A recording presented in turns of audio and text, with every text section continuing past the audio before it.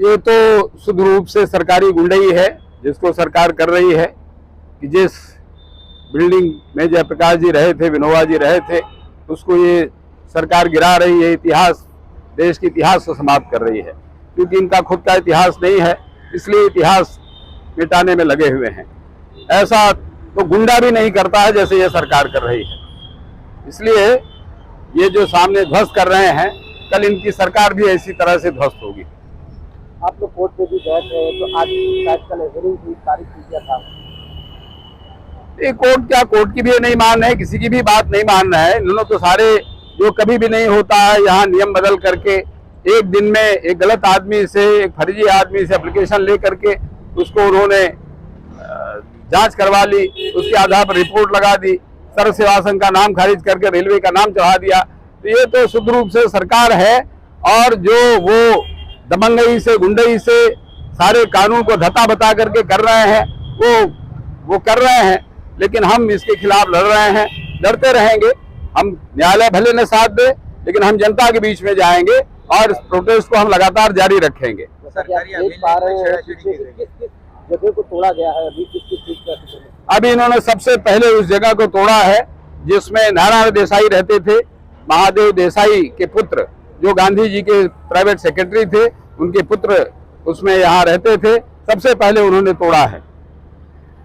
कितना लमसम, कितनी चीजों को तोड़ दिया गया? अभी पहले 2 बिल्डिंगों को उन्होंने तोड़ा है, गेस्ट हाउस वाले हिस्से को, जिसमें हम लोग रहते थे, जिसमें नारायण देसाई, हमारे सर्व सेवा संघ के पहले अध्यक्ष धीरेन्द्र मजूमदार, जिसमें और भी हमारे लोग, जो बजाज जी रहते थे, राधाकृष्ण बजाज, जिन्होंने इस पूरे भवन को बनाया था, बजाज परिवार के थे, पहले उन बिल्डिंगों को तोड़ रहे हैं। लगभग कितने एकड़ में जमीन है और कितने भवन इसमें बने हैं?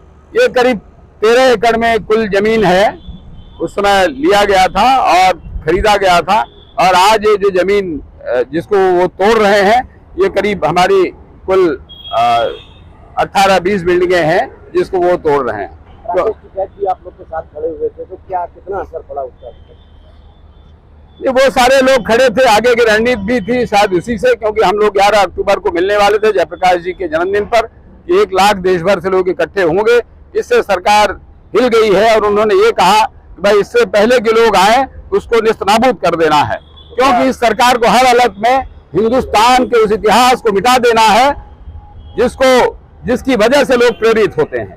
लोगों के अंदर प्रेरणा न जगे, लोग केवल सांप्रदायिक होकर के आपस में लड़ते रहे, हिंदू मुसलमान को काटते मारते रहे, बस इतनी इस सरकार की इच्छा है।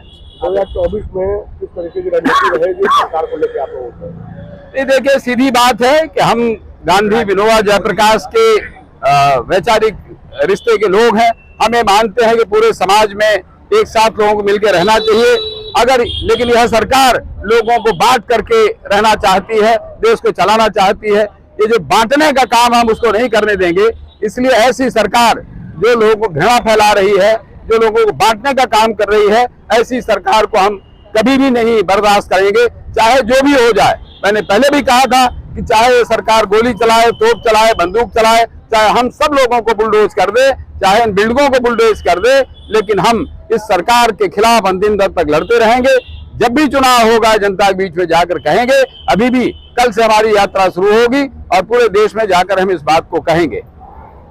ये जिम्मेदार हमारी सरकार है, क्योंकि सरकार के बिना तो कुछ होता नहीं है, और जिस सरकार को हम लोगों ने बैठाया है वो सरकार इस तरीके की घटना को अंजाम देगा, ये जानकारी हम लोग को नहीं थी। इस तरीके का घटना इन्होंने आज किया है, तो ऐसा इनको कदम उठाना पड़ा, जो कि कल कोर्ट में हियरिंग भी थी। जबरदस्ती अपनी मनमानी करना है। हम जो चाहेंगे वो करेंगे। आप कोर्ट को नहीं मानेंगे, लोगों को नहीं मानेंगे। ये कोई साधारण जगह नहीं है, ये ऐतिहासिक जगह है।